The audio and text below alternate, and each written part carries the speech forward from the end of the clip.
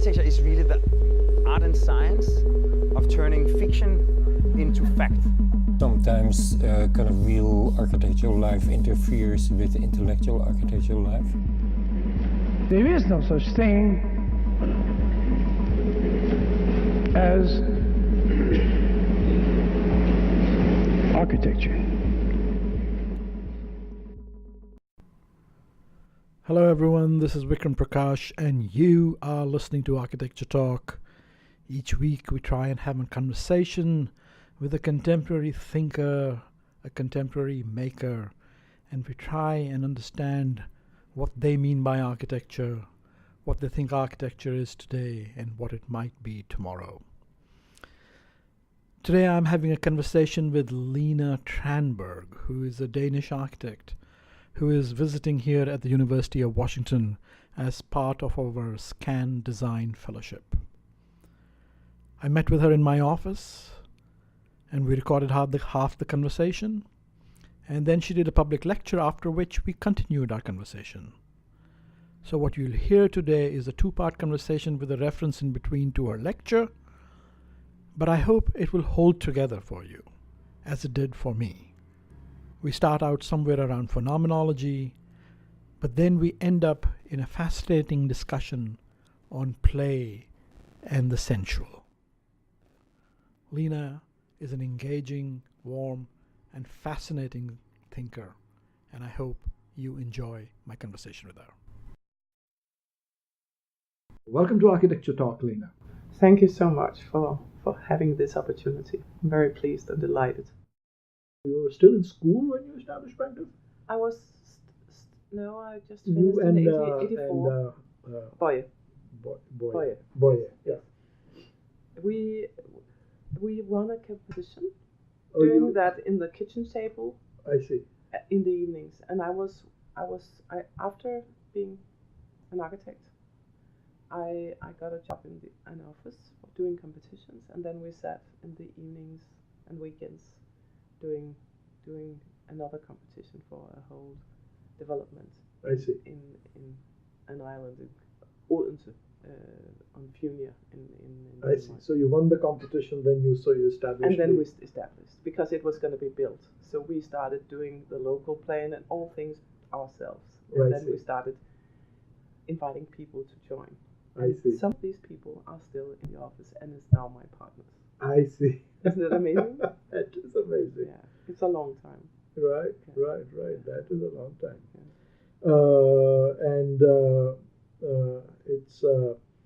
And then your partner Boye, he died. Yes. We got married we met in 82 and were together until. You were married to him? We were married, yes. Oh, okay. I didn't know. Until 94, we got divorced. Okay. And then we got other families. And we actually got friends with the families. So we continued the office. It was a little bit difficult in the start, but we coped with that. You coped with that. It's a very unusual thing, this sort of eight partners. Yes. I had that idea, thinking I had a year when I was struggling after he died, trying to keep the things going, because we had at that time both Titken and the Royal Playhouse and the business school going as projects simultaneously. Yeah. Yes, big projects. Yeah. Very politically also, the Royal Playhouse. It took a lot of energy and time. Yeah. And it took me a little while to figure out how to continue. But Boye and I started talking about these things before he died. I see. But we didn't have a plan. We had some ideas. Right. And I enlarged that group because I thought the people were very interesting in a more broader group, joining each other, because it was a feeling that we together could manage the studio without any employees. We were kind of seeing all the important things and taking responsibility for that. So it was a good way of understanding the needs of things to be doing and how you connect, so you never get a studio with an economy and then we see what we can do about the architecture. It's so integrated. Yeah. And it's one huge breathing, all what we do. But how do you work as 8 partners? Different people handle different projects, or you work as teams, or? Originally, I was the one that was responsible for the development of architecture, and my partners supported that, doing their things and maybe being the project manager of things, and then we were discussing, and I was maybe doing part of it and the overall, sometimes depending on how engaged we were in other things, but it was kind of natural flotation of people working forth and back, and we're very good at stepping on each other's foots without being annoyed about it. So that's good. So you can be very direct, which means that you can say things, so it's out. You don't keep things, and that's very important. If you should it's complicated also. It's complicated, but I think we found a way in that sense. Okay. Well, that's great. And now you're still the now director of design, as we say? Now we are more spread, understanding it as 5 persons that take responsibility of different projects. But I will be one of the partners that still are engaged in most what we do and interested in how it's considered and how it's raised. And the others will also join some of the things that I'm doing, because we need, I'm sure you know from your own experiences that when you're sitting with the nose down into things, it's difficult sometimes to be the critic. Yeah. So you need people to come by and give a punch, and maybe a kiss. It depends on where you are, but or both. Both. So you're very benefit by this way of doing things. I see. But so would you is the culture, is that the Danish culture? People are direct and step on each other's toes, or I always thought it was the kind of the reverse. People I think it's our studio that works like that. I don't know any other studio that works exactly like that. Yeah. I think it's our little way of doing it. Yeah, because that's really challenging. I mean, I think that's also, you don't really find that around here. I don't think, here there are always sort of major partners and who really run the place, or there are big firms which are, corporate. But I think if you're not envious about the others being good, and if you're really respecting each other, it's quite easy. And then we have the force of being different ages, so there's a little bit of respect of the grumpy old people, and then the youngest can be energetic, and we can respect new ways of doing things also. So of course it's an ongoing learning. Yeah. So your 8 partners, you're not about 7 partners. You're not about, they're very different ages. With the 3 of us is older. I see.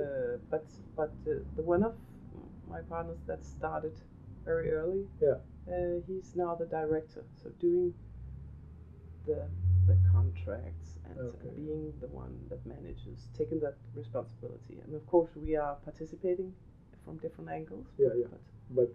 And he's very good at that. Yeah, very important to have. Very important. Yes. And he knows the goal of doing things, because it's not just money or budgets, it's architecture, it's the space of doing architecture.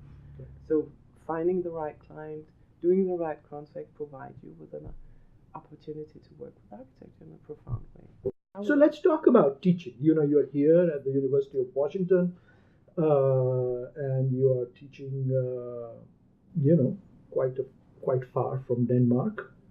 We are happy to have you here. And you have taught also at the Royal Academy in Denmark. So how are you thinking about your teaching pedagogy, teaching strategy, or teaching philosophy in Seattle? I find it extremely interesting how well spoken people are here. Absolutely. Yeah, our students are well spoken. Oh, well, they are. Thank you very much. Very much. Really, really overwhelmed by the way they are able to express and also understand the notion of things that we talk about, the phenomenon of things. They take it absolutely intuitively very quick into their minds and work with it. Right. And I haven't had that experience in Denmark, but Really? I haven't been teaching for a long time, so it probably will be maybe some of the same experience. But I was very happy of knowing that it was so easy to jump over things and just get into the matter. Right. And be very also informal of being direct with things and saying all the odd things, which I like very much. That people just feel comfortable. So we started. So you don't feel like you have to translate. I mean, not only in terms of speaking, but in terms of translate Danish concepts here, or no? I feel like I'm actually meeting my tribe here. I feel Your tribe here? Yes. I feel it's so interesting coming here. First time I had that experience. Meeting people, discussing issues. You think that's because we have a little bit of a Scandinavian heritage here, or Maybe. is it, or it's is both it that and mindset, but it could be due to the because our students are not from here? No. Students are from But everywhere. The teachers are kind of course, setting the mood of the whole direction of the school. But maybe not, because you said you feel not necessarily the same way in the Royal Academy in Denmark. So it's sort of strange to show up in Seattle and feel like you find your tribe. Mm-hmm. Does that not feel strange, or does it feel? Yes, I'm always wondering what it is. But of course, going places is being with people. Yeah. Firstly. Of course. Yes. And I think that the profession has such a wonderful ability to connect, because you can directly start talking about things that interest you, and then you finally get further into people's personality, and you're very informal here. You're very generous with yourself. Is that right? Yes. And that's nice. Mm-hmm. And that you think that creates for conditions of openness. Oh, absolutely. Yeah. Yes. Even when you drive an elevator, people start talking. Really? And making fun of some things or discussing some things. I've never experienced that in Denmark. That's good to know. Mm. But what have been the challenges of teaching so far? Oh, it's mostly my language and my ability to express myself, to articulate in foreign languages. Right. But I've learned that it's all right, that they understand and I can do gestures if I'm not finding the words. And now we're knowing each other a little bit better, so they can help me. Right. When I stumble. I've really figured out that you can't be yourself, really, in another language. Yeah. Which is difficult. Yeah. And yet the desire to teach, yet the desire to communicate. To explain things that you find important, because this is emotional stuff, isn't it? Right.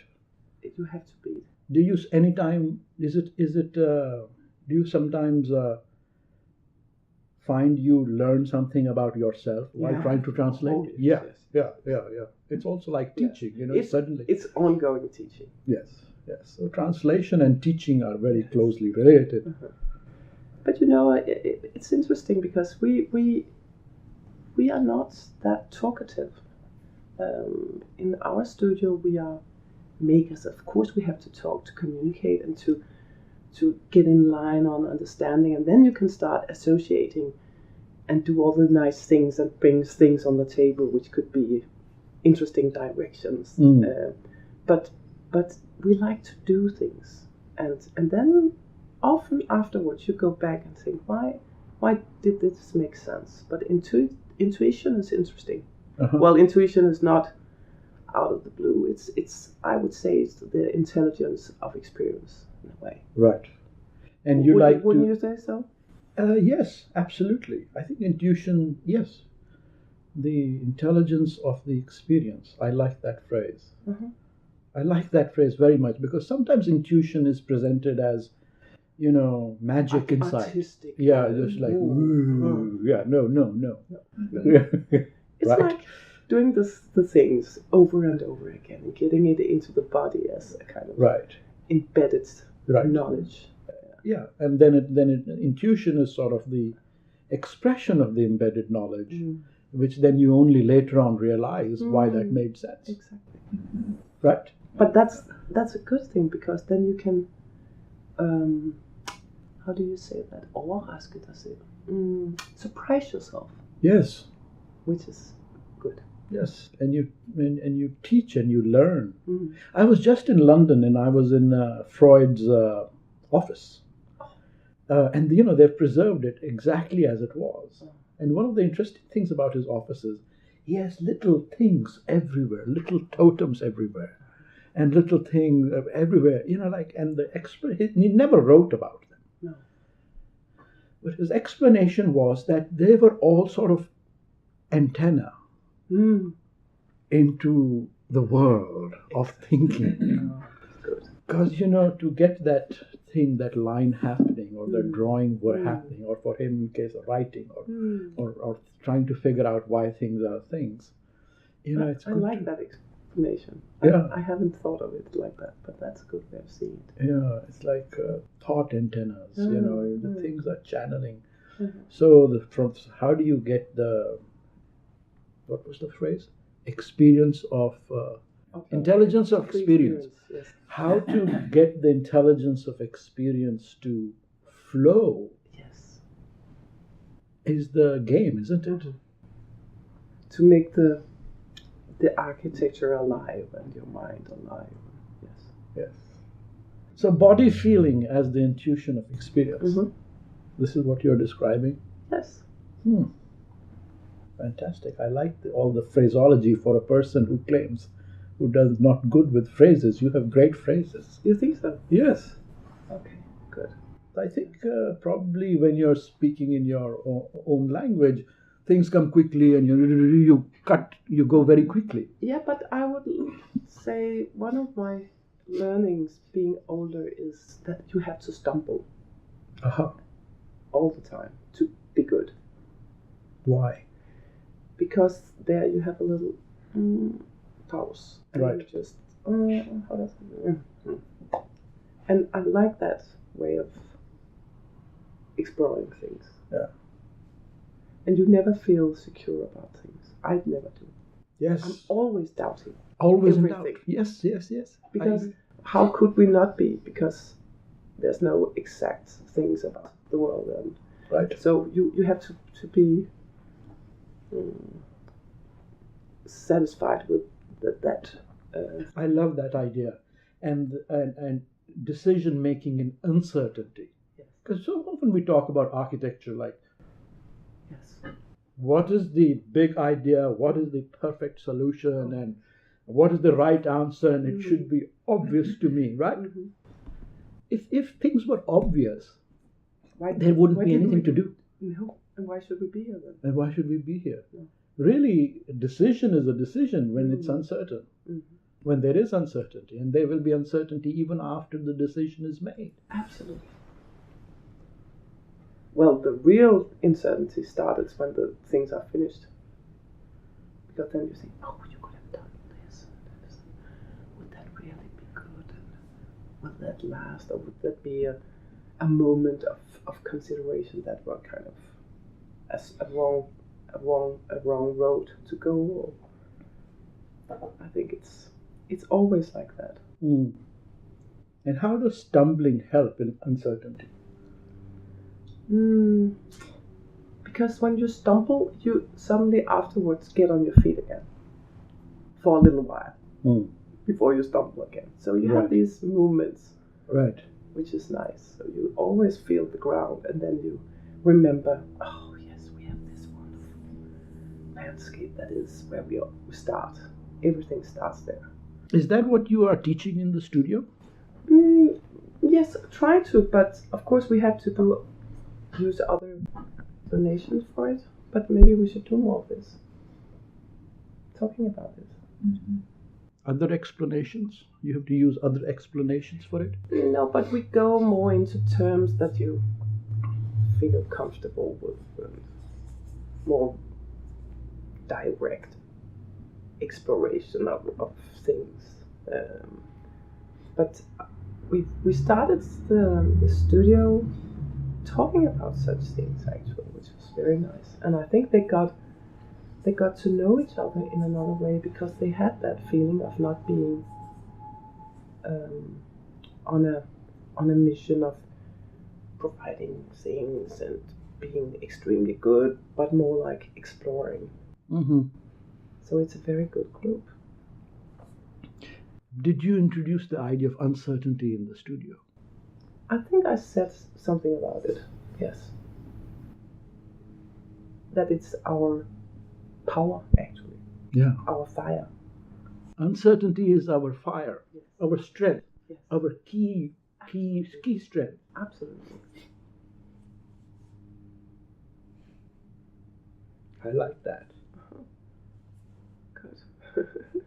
It's so counterintuitive because many other, particularly practicing architects I've talked to, talk about the reverse. Mhm. Why a certain thing is inevitable. Mhm.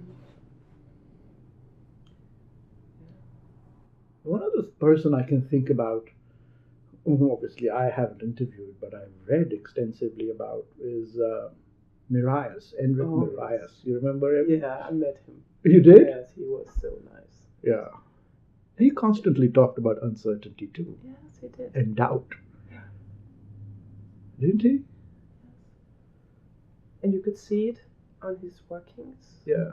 It was so interesting. It was so tense Yeah. because he was on the way all the time. Yeah. And a very personal road he took also. So he didn't have any fellowships, or he was on his own actually. You see him as an outlier, as a Not really, maybe, but just trying to find something that was not really existing or was beyond something that we accepted as normal, which I like very much. Do you see your own work as in the same way? I think not really. Maybe a little bit too normal sometimes. Or Normal? not normal, but well, that's a stupid word to say. But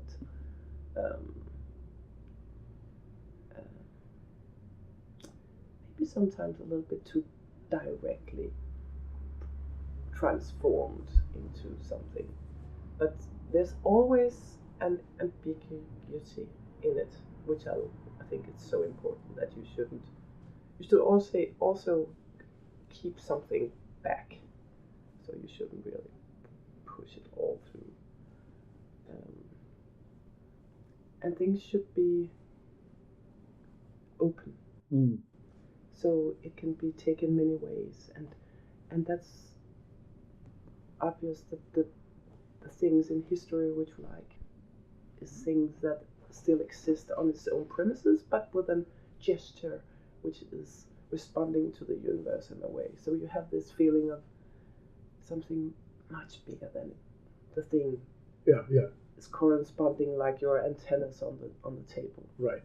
Antennas on the table. Yes. And the gestures that respond to the universe. Mm-hmm.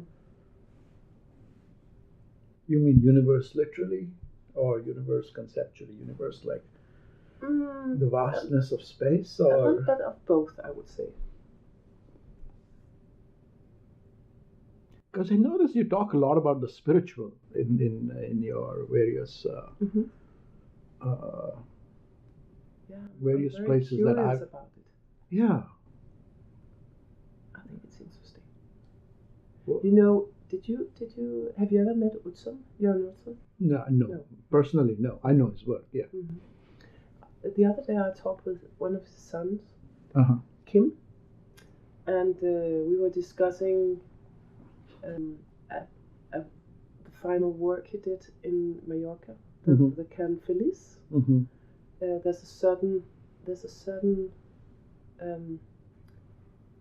spatial character in the space that I suddenly recognized late in my life as something really fundamental for him.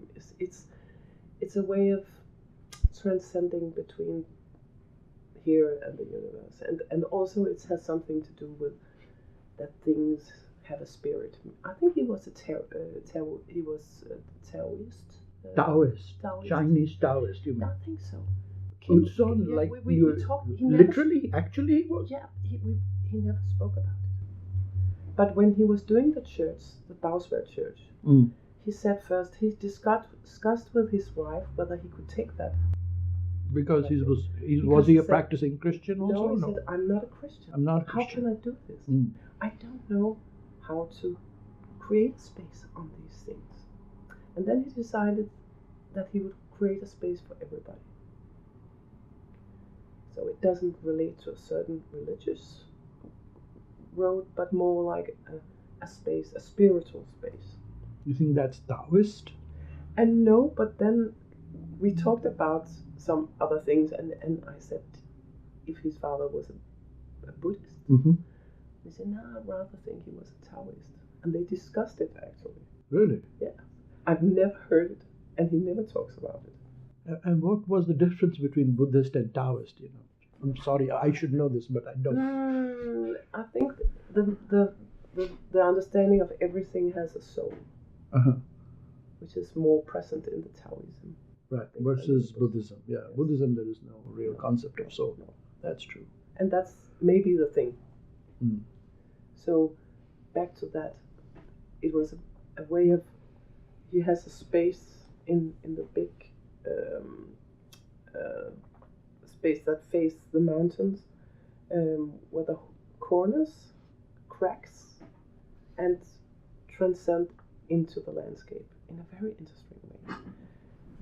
And both Kim and Jan told me that he'd been studying over and over again some groups of trees, both in Hellebeck in Denmark, where they lived, and also in Spain. So this was a concept of getting the nature and the architecture to blend in a way to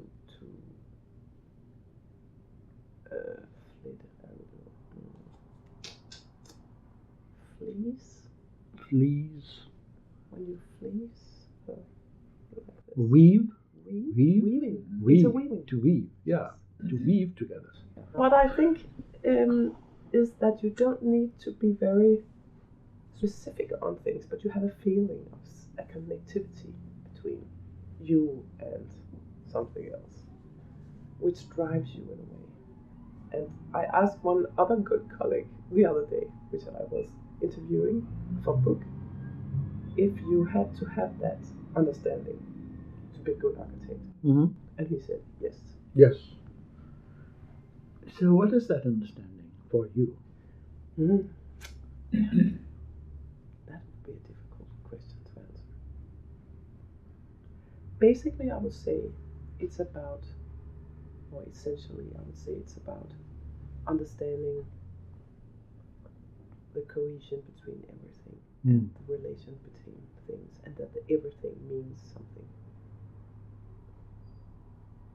So it kind of responds and relates in a way.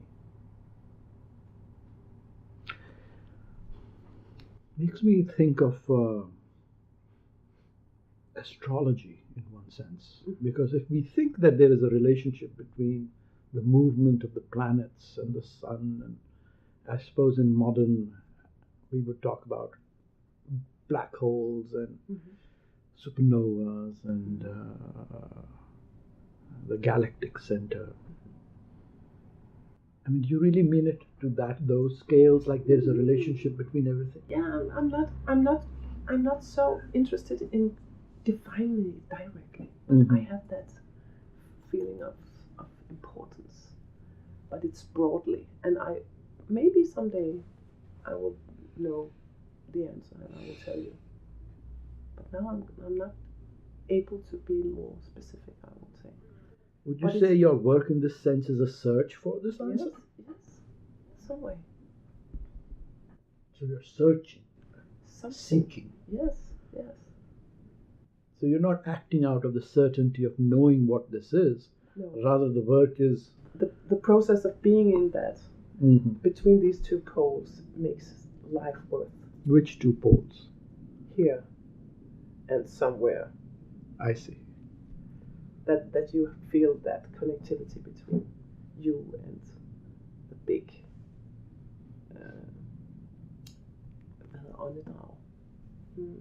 breathing, the big breathing. Breathing. Big breathing. Yes.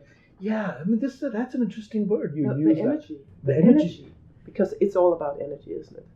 You know, in Sanskrit, the word for soul is Atman. Uh-huh. And Atman is cognate with the Greek atmos, from which we get atmosphere. And in the, Indo-European, particularly the sort of Germanic, I suppose, Scandinavian stream, to live is to breathe.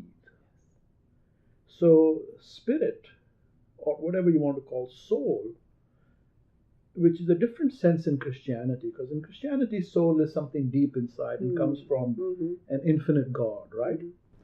But if soul is atmos, and you live as long as as you breathe the atmosphere and the atmos lets you breathe it, is to be alive. Yes, that's a feeling. I love that definition. So what is architecture in this context? What is the work of doing architecture? Yeah, it's a way of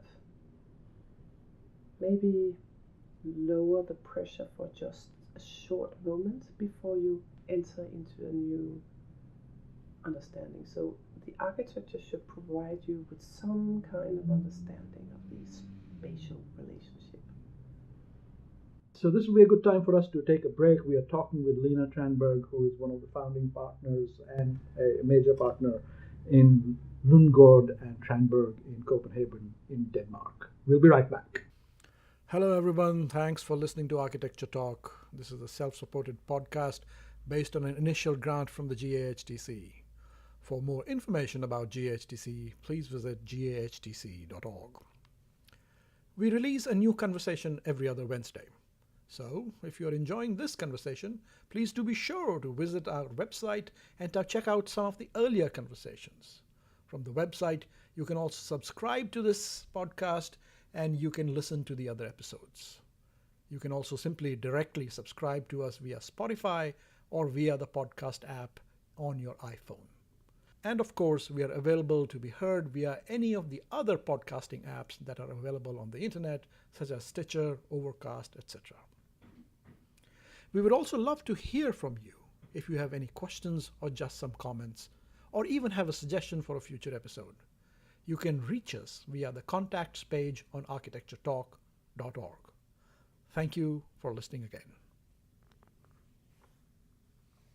And we are back. We are talking to Lene Tranberg, a wonderful architect from Copenhagen, who is currently teaching at the University of Washington with Peter Cohen, one of our scan design studios. So, Lene, you think you have to lower the pressure to provide understanding? Yeah, maybe to be more aware, because if you are in a certain moment, you would not be able to maybe sense that. I think it's the pauses that makes you consider, or maybe when after stumbling you to the ground, you feel that. And it can be also literally, you understand this in another way. Is it really strange what I'm saying? I'm trying to connect the dots. Yeah. Because this is sort of the $1 million question, I guess. that if that is what life is, and if that's what the search is, how does architecture operate in that work, in that search, in that sort of being alive beyond,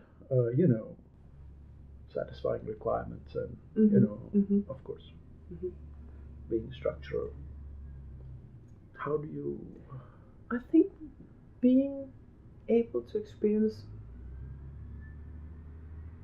the best architecture, like Chandigarh or some of Lundgaard's work or Husserl's work or Leverance or Asplund, it could be many. You have a feeling of transcending, or you have a feeling of being here and somewhere else at the same time. It's a timeless experience that very good architecture can provide you with. And in that sense, you have something that is both in time and presence, and something that is beyond that. So the formula for that I can't say, but you have a feeling of when you achieve it sometimes. It's really interesting. And it's not achieved by crossing off things that provide the certain functionality, but it's something beyond that. Right. Something that connects you with the place itself. Because I think maybe the answer is very much there. To understand that essence, to scratch it, and to find that embedded potentials and characters. Do you read Heidegger? Yeah. Not intensively, but I. Is he important? Yes, and he has that pronunciation of the scratch in the world. Yeah. That make you see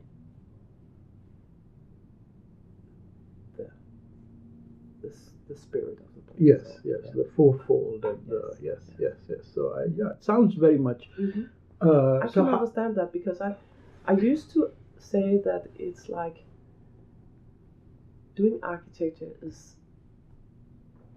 a search where you are maybe compared to being in the dark room as a photographer.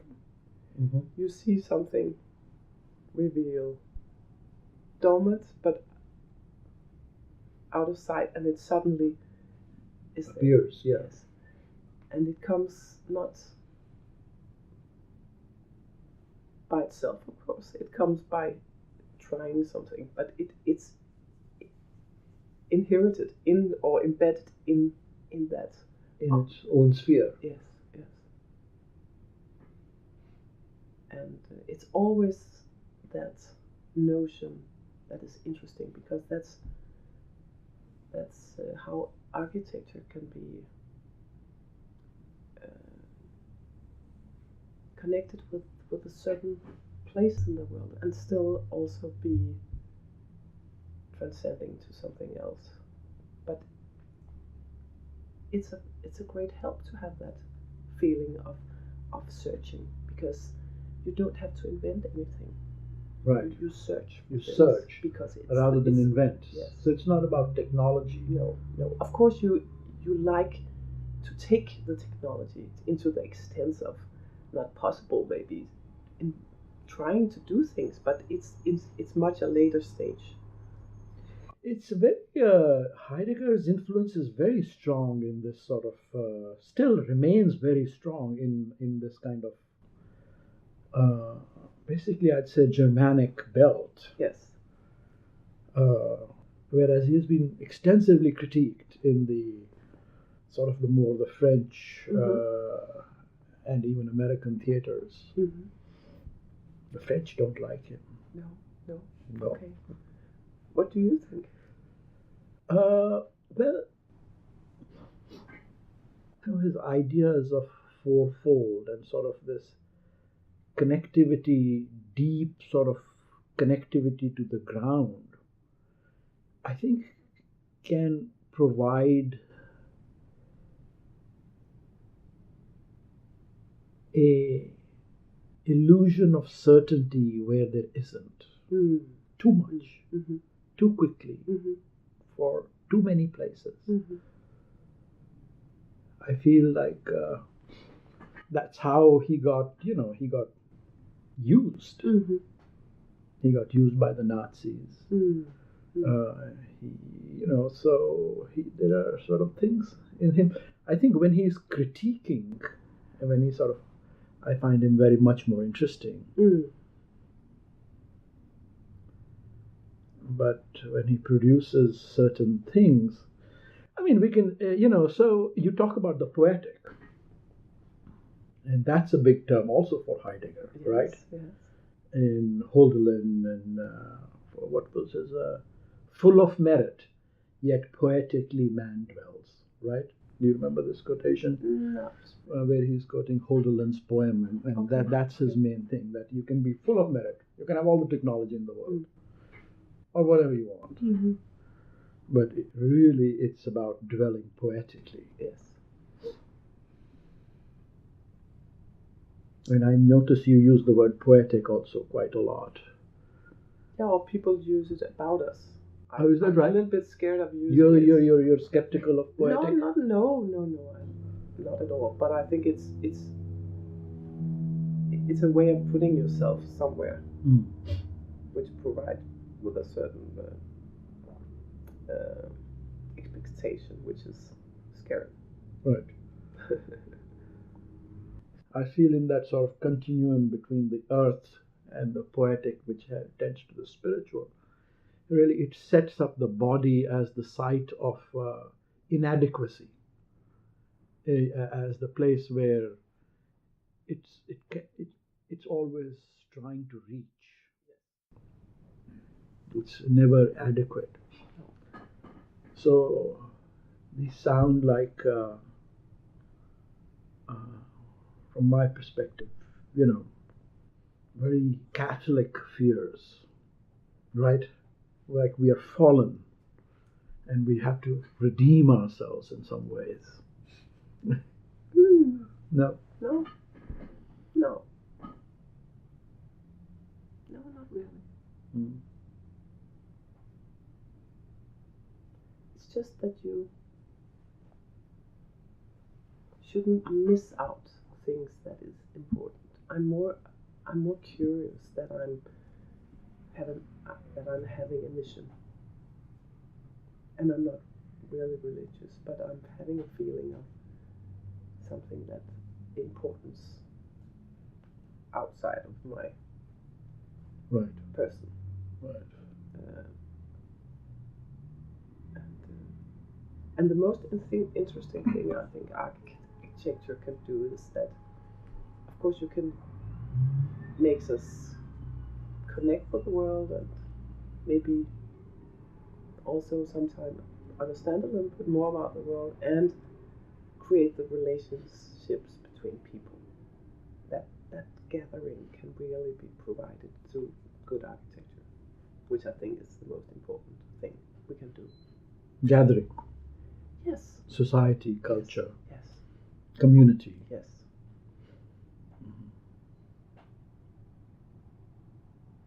So from the land we get gathering, from gathering we get community, from community we get sort of sense of belonging, and from And belonging knowledge and knowledge, understanding and accepting and It sounds, it's also very close to the argument of regionalism, sort of regional thinking.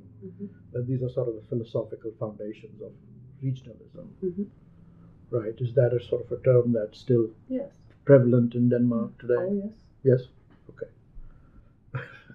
I didn't know. It's an old term. We never know when terms come and go. So regionalism, Heidegger. So what would you have a would you critique any of this in any way? Would you sort of say, well, but there's some things I find uncertain about them?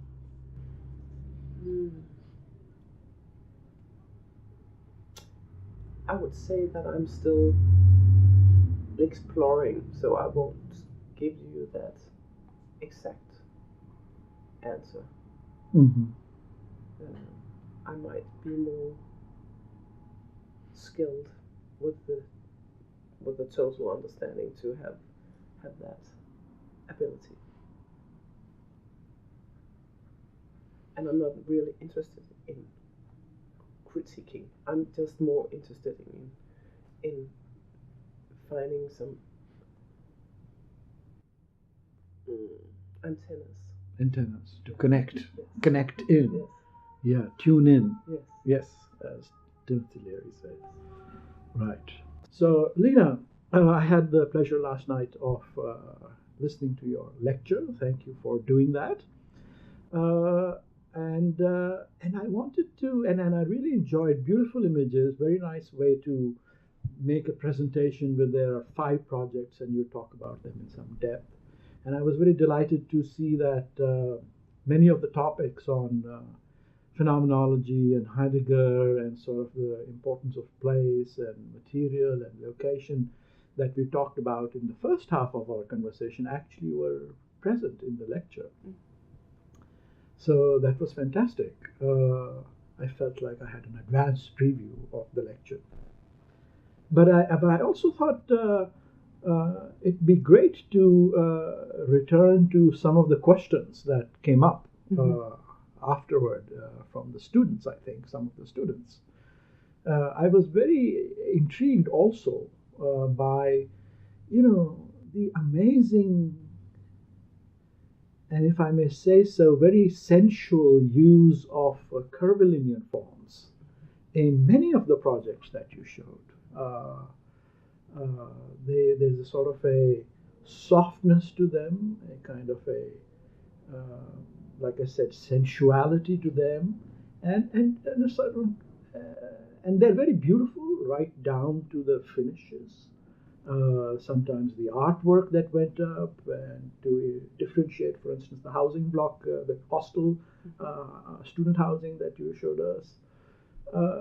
And there is even, particularly looking at your Berlin Museum of the 20th Century competition entry, which you should have won, but let's not talk about that. But with those, around the trees, you did the curves, and, I'm thinking of Mies van der Rohe on one side and Hans Schoen on the other side, and in between, you're going like curve, curve, curve, curve, curve, curve, curve, curve, curve, curve, curve, curve, curve, and I thought, wow, how playful. It's like having fun, not getting serious about these sort of heavy personalities on this side and that side. It's like, relax. Yes, we're just having fun here. So very deep sensual quality to the work, and a sort of a kind of a playfulness to it, kind of a contrast to, or a complement to, the very serious Heideggerian place-based thinking that you articulated. I mean, what do you think about that? Well, I think that maybe it's the span of life that is within that you have both sides. Yeah. And you should maybe consider these site-specific issues as a way of entering into things. But when you meet the world, the world is floating. Yeah. Floating. What do you mean floating?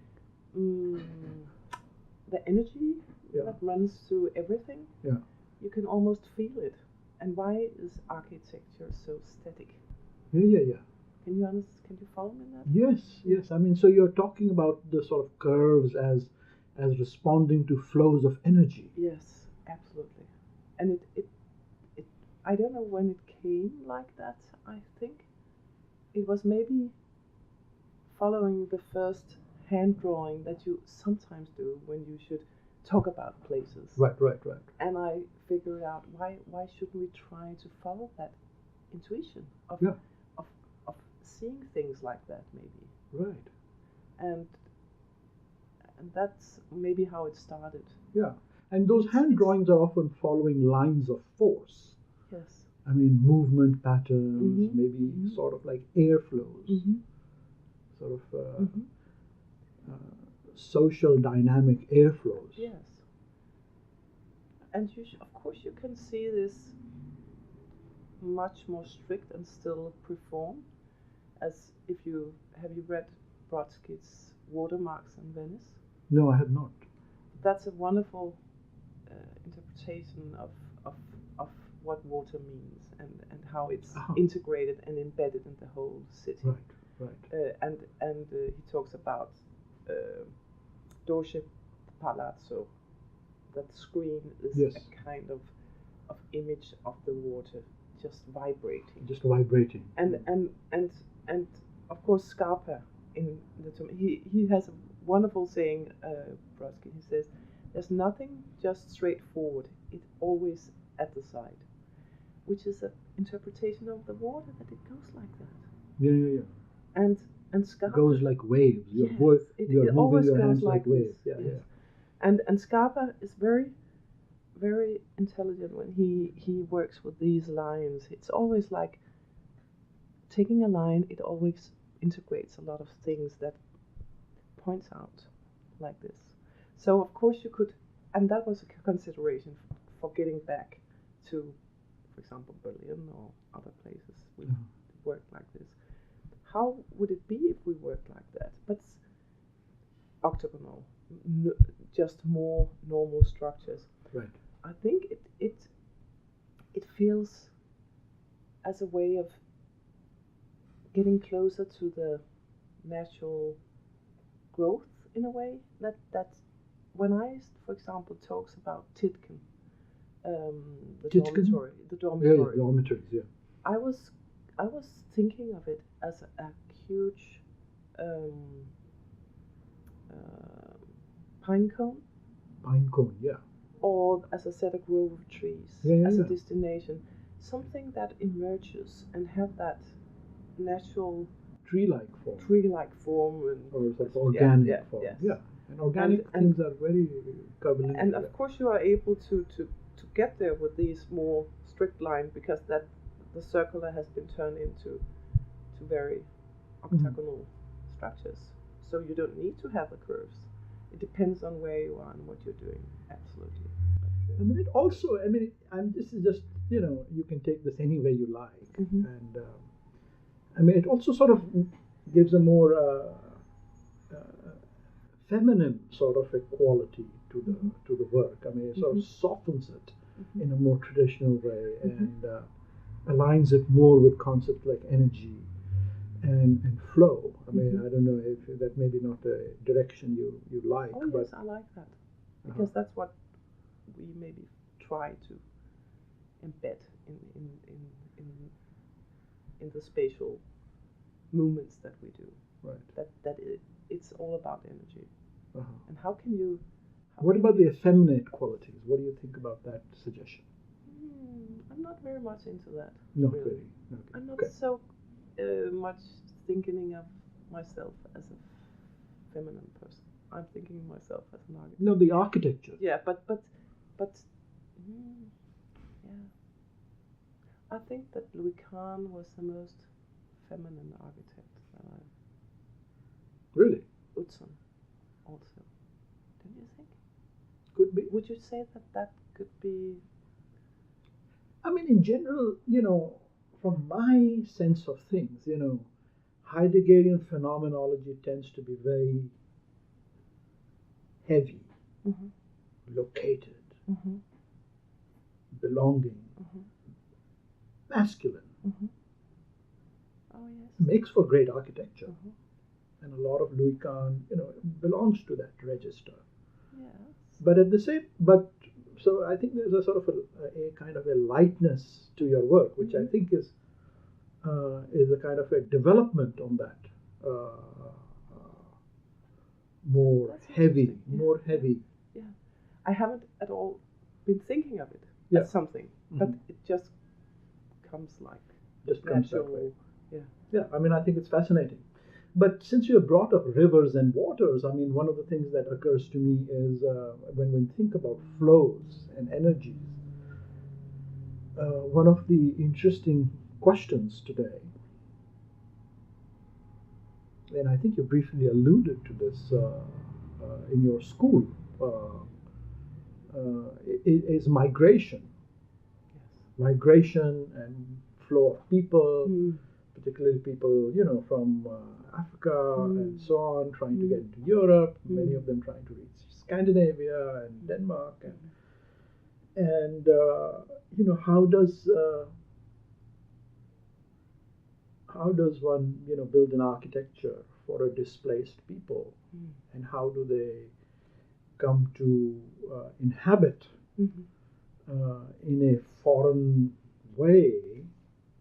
I'm echoing my own condition because I am sort of displaced, if you like, from India. But then we were talking about Corbusier was designing in India. Kahn was designing in India. Absolutely.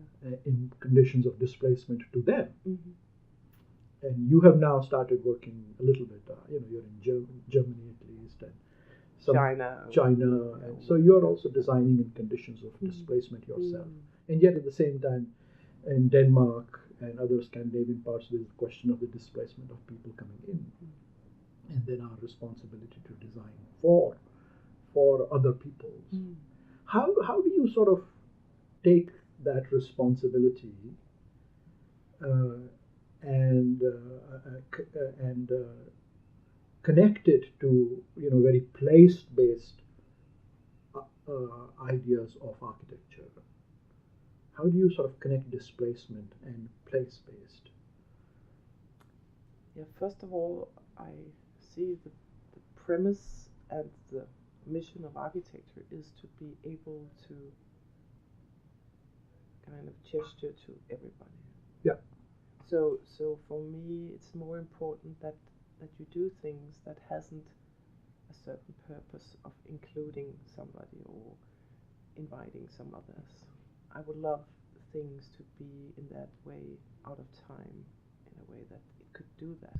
Gesture. That also has to be a little out of place then. And then a little bit out of place in some way, but still trying to do that gesture within the place. And that's the contradiction things, but that's where the interesting mission comes in, or the challenge. That's the challenge. That's the challenge. Yes, that's the challenge. Ooh, and that's a great question, actually. Yeah.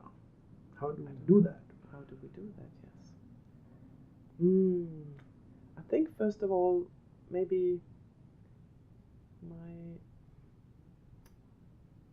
interest, my learning from, for example, working with the Titken, was how important it is that we spatially engage in understanding movements as something that can include and something that can exclude.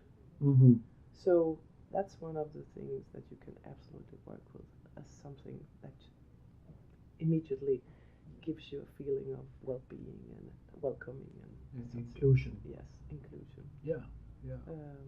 And I think also our work during the first years we were doing social houses. It gives you another perspective to what architecture can be, absolutely. But here I think we haven't had that opportunity to work directly with these issues.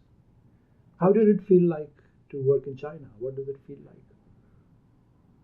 It was very interesting. Trying to knowing better the culture, and the culture also of displacement, because most of the people that goes to these university, it was a university on a campus. Yeah. It's a whole displacement, you could say, as an overall scheme. So what are you detaching to? Where your anchors?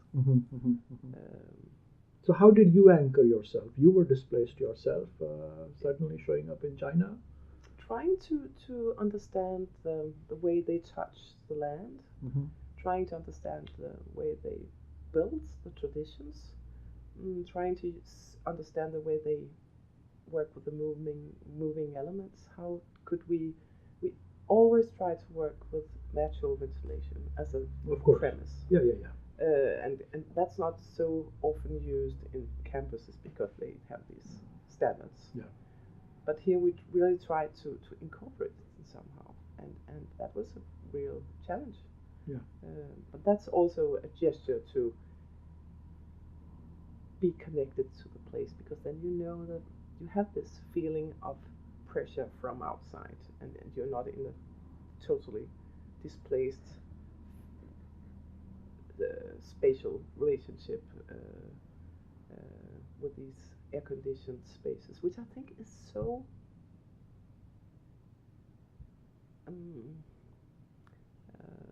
it's really making you feel out of space in a way. It's one of the bad things about modern times. Oh yes, These- for sure. That we All have these air-conditioned these spaces. these transitions. It's so unhuman in a way. Oh, it's horrible. It's horrible. It's horrible. It's really. And understanding comfort Mhm. as these bad translation, I can't understand why it came in as actually, because you can work so well with the flotations in another way. Right. Um, And learn to be a little cold and a little Mhm, hot, and mhm, to put on mhm. sweaters and to take off a jacket. You know. Absolutely. What's wrong with all What's of that? wrong with these? Yes, I think it's Johanny Pedersma that once said that comfort has ruined our way of working as Yes. architects. No, we should design for discomfort. Exactly. Do you know a client who would go for that? Yes. Okay. I think so. I think that should be That the should be the program. title of your next studio. I would Designing love. for Yes, wouldn't it be fun? designing for Yes. discomfort. Uh-huh. Makes complete sense to me. Mm. I'm signed up for the studio. That. They embrace the doubt, Yes. and I'm yes. happy to work with it. Yeah. Well, it's been great having you on Architecture Talk, Lena. Thank you for being here. Thank you so much for inviting me.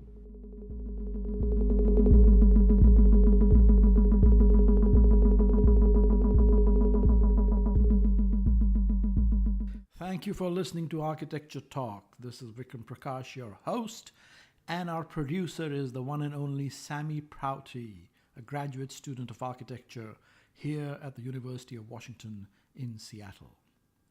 I hope you all enjoyed our conversation, and if you did, please do take a moment to subscribe and to rate us on iTunes. See you next time. Take care. Goodbye.